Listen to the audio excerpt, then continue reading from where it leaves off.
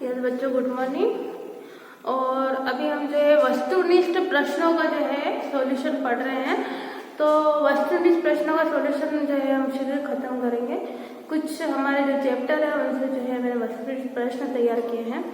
आप उन्हें लिख लें, याद करें और स्वयं भी जो है सेल्फ स्टडी भी करते रहें, ताकि आप हर लेसन को पढ़ेंगे तो आपको खुद को भी लगेगा कि हर लाइन पे एक प्रश्न बनता है इतिहास के अंदर।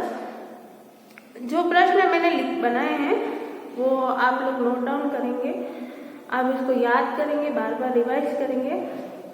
आज हमें जो है 4th चैप्टर जो है उसका मैंने पहले उठाया है, क्योंकि वहाँ से जो है महत्वपूर्ण वस्तुनिष्ठ प्रश्न बनते हैं। आपको पूरे अंक लाने हैं। पहला प्रश्न हम देखिए, बताती हूँ मैं आपको। पहला प्रश्न मैंने लिया है 20 जून 712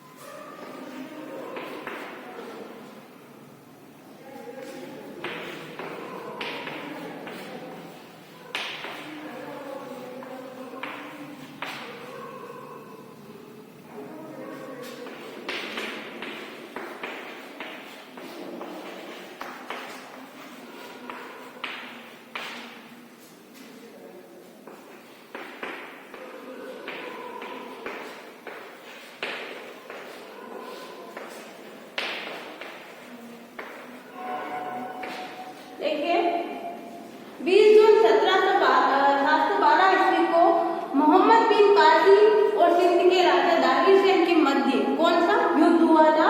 तो सीधे सीधे हम देखें, कल हमने तराइन का युद्ध के बारे में पढ़ा था। तराइन में 2 युद्ध हुए थे। पहला हुआ था 1191 में, दूसरा हुआ था 1192 में। और किसके मध्य हुआ था? पृथ्वीराज चौहान और मोहम्मद गोरी के बीच में हुआ था। दूसरा हमें दिया दिव्य का युद्ध 1582 में हुआ। मुगल सेना प्लस प्रताप की सेना के बीच, है ना, प्रताप के पुत्र जो थे उसके बीच में हुआ था। हल्दीघाटी का युद्ध हम देखे तो 1576 में हुआ। किसके बीच में हुआ? प्रताप की सेना प्लस मुगल सेना के बीच में हुआ। हम जो है इसके बारे में विस्तार से पढ़ेंगे। 18 जून 1576 को महाराणा प्रताप की सेना, जिसमें उनका सेनापति हकीम कारसूर और मुगल सेना के जय सिंह जो है युद्ध में मान सिंह जो है युद्ध लड़ रहे थे, और मान सिंह के नेतृत्व में जो है मुगल सेना ने युद्ध लड़ा था। तो ये 18 जून 1576। अब हमारा क्या बचा? रावर का युद्ध। तो जो है रावर का युद्ध जो था वो मोहम्मद बिन कासिम और सिंध के राजा दाहिर सेन के बीच हुआ था। तो हमें याद रखना है, तराइन का युद्ध भी इम्पोर्टेंट है। 1191 में पृथ्वीराज चौहान और मोहम्मद गोरी की सेना के बीच में हुआ। प्रथम युद्ध में पृथ्वीराज विजय, द्वितीय युद्ध में मोहम्मद गोरी विजय हुआ था। दिव्य का युद्ध मेवाड़ का मैराथन कहा जाता है, क्योंकि ये युद्ध जो है अधिकतम जो है लंबे समय तक चला था। इसको लिख लें आप। मेवाड़ का मैराथन किस युद्ध को कहा जाता है? तो दिव्य के युद्ध को कहा जाता है। हल्दीघाटी को थर्मोपल्ली युद्ध की संख्या दी गई, है ना। तो आप जो है प्रत्येक युद्धों के बारे में याद रखेंगे तो हम एक सोल्व करेंगे, उसमें जो है अन्य के बारे में भी पढ़ते चलेंगे, ताकि आपको जो है अच्छे से समझ में आ जाए।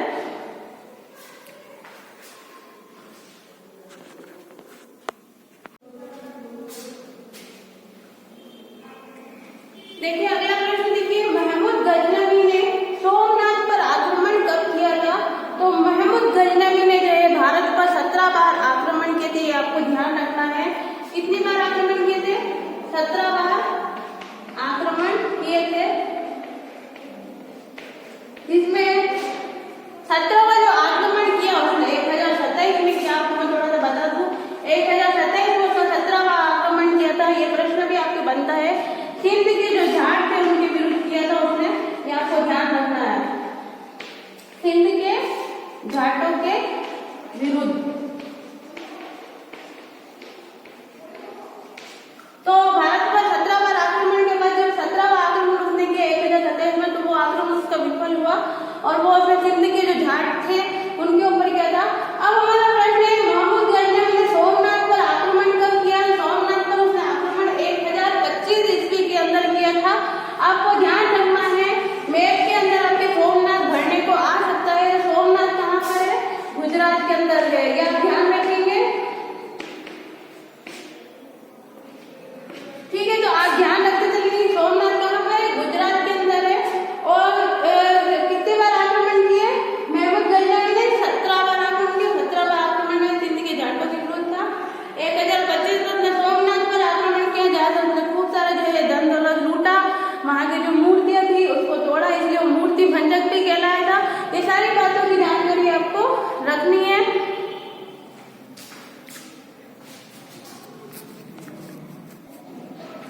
देखिए नेक्स्ट प्रश्न देखिए आप, पृथ्वीराज चौहान की विजय नीति के उद्देश्य थे, है ना। जब वो पहली बार युद्ध में सफल हुआ 1193 का, और उससे पहले भी जो है उसने कई अन्य युद्ध लड़े, उसके अंदर उनके सफल होने के क्या कारण थे, उसमें जब उनको सही आंसर पर टिक लगाना है।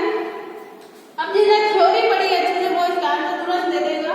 थ्योरी पढ़ना जरूरी है एमसीक्यू के लिए। स्वजनों के विरोध से मुक्ति पाना, यानी स्वजन यानी उनके जो परिवार की जो मंडली थी या उनके राज्य में उसका था, उसी के अंदर जो उसके जन थे, उसके रिश्तेदार थे, उनके विरोध से पहला जो है मुक्ति पाना। दूसरा आता था जो उनके आसपास के पड़ोस राज्य था उसका उन्होंने दमन किया, हमेशा उनके विरुद्ध जो है वो संघर्षरत रहा और जो है साम्राज्य विस्तार की नीति अपनाता रहा। तीसरा था विदेशी शत्रुओं का मुकाबला था, जो है विदेशी शत्रुओं में जो है महमूद गजनवी जैसे करके उनसे मुकाबला किया। उपयुक्त में से सभी, तो जो है ये तीनों कारण इसके सही है। इसका जो आंसर होगा उपयुक्त में से सभी होगा। दूसरा, जब हम इसकी असफलता के कारण देखते हैं तो वहां पर भी जो है इसकी जो असफलता के अंदर एक प्रमुख बात यह है कि इसने हमेशा जो है अपने पड़ोसी राज्यों का दमन किया, कभी जो है उनसे सहयोग की नीति या मित्रवत नीतियां नहीं अपनाई। तो जब सेकंड युद्ध के अंदर जब ये हारा था, असफल हुए पृथ्वीराज चौहान, तो उसके अंदर जो है उनकी असफलता के कारणों में पड़ोसी राज्यों के दमन की नीति को भी गिना जाता है। अगर वो अपने पड़ोसी राज्य से मित्रवत व्यवहार रखता तो गजनवी ने जब मोहम्मद गौरी ने जब आक्रमण किया तो उस समय जो है ये पड़ोसी राज्य उसकी सहायता करते, लेकिन ऐसा नहीं हुआ क्योंकि ये भी इसके शत्रु बने होते। तो ऐसी स्थिति में जो है उसकी असफलता के अंदर इस कारण को भी गिना जाता है। अगला प्रश्न हम देखेंगे।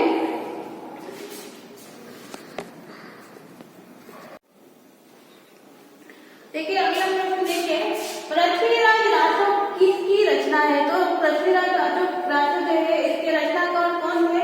पिछली क्लासों में भी जो है हमने क्लास में भी चर्चा की थी कि पृथ्वीराज के एक दरबारी कवि थे और उनका नाम क्या था? चंद बरदाई। तो आपको ध्यान रखना पृथ्वीराज रासो जो रचना है वो चंद बरदाई की है, जिसमें पृथ्वीराज के संपूर्ण कार्यकाल का वर्णन किया गया है, आप ध्यान रखेंगे। अगला हमारा प्रश्न है, राजस्थान के किस शासक को अभिनव भट्टाचार्य के नाम से जाना जाता है? तो जो है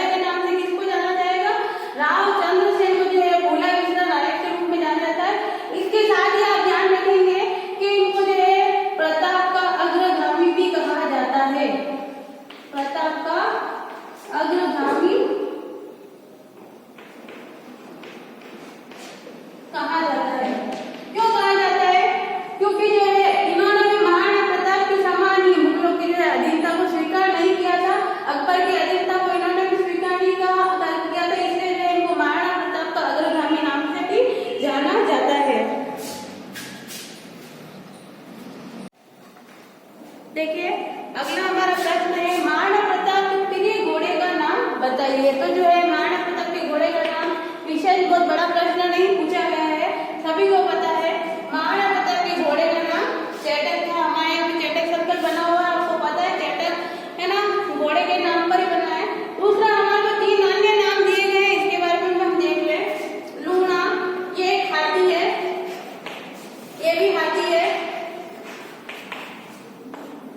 गजमुक्ता भी हाथी है। ये दोनों हाथी लूना और राम प्रसाद आप देखें, ये प्रताप के हाथी थे। और गजमुक्ता जो है मुगल सेना का हाथी था, ये हमको ध्यान रखना है। जब आप हल्दी घाटी देखने जाएंगे तो वहां पे जब एंट्री करते हैं तब वहां पर भी शुरुआत में आपको 2 हाथी के फोटो बने हुए दिखेंगे, बड़ा हुआ स्टेचू बने हुए हाथियों के, लूना और राम प्रसाद। राम प्रसाद जो है अकबर का महाराणा प्रताप का सबसे प्रिय हाथी था, जिसको अकबर क्या करा, पकड़ कर ले गया था और इसका नाम बदलकर उसने रख दिया था वीर प्रसाद। ये आपको ध्यान रखना है। वीर प्रसाद रख गया, 18 दिन तक उसको जो है वो उसने कुछ खाने पीने को नहीं दिया और पकड़ के रखा अपने यहाँ पर। और उसने चाहा अकबर ने वो उसको अपना गुलाम बना ले, लेकिन वो इस हाथी को जो है, इस हाथी ने खाने का अन्न नहीं खाया और जो है आप ध्यान रखें कि उसने जो है अकबर के अधीन नहीं रहा। और फिर कुछ समय बाद जो है अकबर ने इसको मुक्त कर दिया और वापस जो है प्रताप के पास पहुंचा दिया। गजमुक्ता हाथी मुगल सेना का हाथी था। एक चीज और याद रखें, आपको एक प्रश्न और पूछ सकते हैं कि जब हल्दी घाटी का युद्ध हो रहा था तो उस दौरान जो है मान सिंह जिस हाथी के ऊपर बैठा था उस हाथी का नाम क्या है? तो आपको याद रखना है, इसको मैं मिटा देती हूँ, आप इसको नोट डाउन कर ले इतना।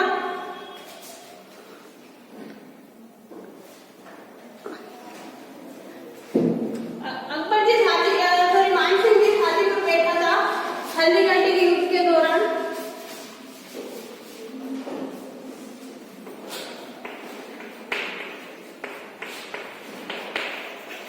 देखिए उस हाथी का नाम था मर्दाना, है ना।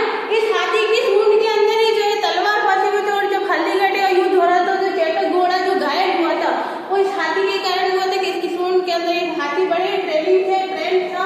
और जब इसने प्रताप के घोड़े ने जब उसके हाथी के सर के ऊपर प्रहार करने की कोशिश की, हाथी के जब मान सिंह घोड़े के अंदर जब मान सिंह हाथी के ऊपर बैठा था तो उस दौरान इस हाथी की सूंड के अंदर क्या थी, तलवार। और उससे क्या हुआ कि जो चेतक था उसके जो है पैर कट गया और वो जो है घायल हो गया। और फिर कुछ समय बाद जो आपको पता ही क्या हुआ था, तो जो है मर्दाना हाथी पर कौन सवार था? मान सिंह। आपको ध्यान रखना है हल्दी घाटी के युद्ध में।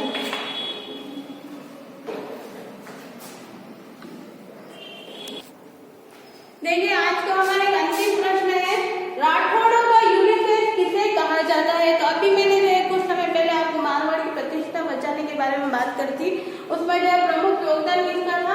दुर्गादास राठौड़ का था। तो इनको जो है राठौड़ों का यूलिसेस कहा जाता है। तो हमको जो है इतने प्रश्न लिखवाए गए, इसमें जो भी समझाया गया वो हमको याद रखना है, इसको नोट डाउन करना है, तो परीक्षा के लिए ये सभी महत्वपूर्ण है।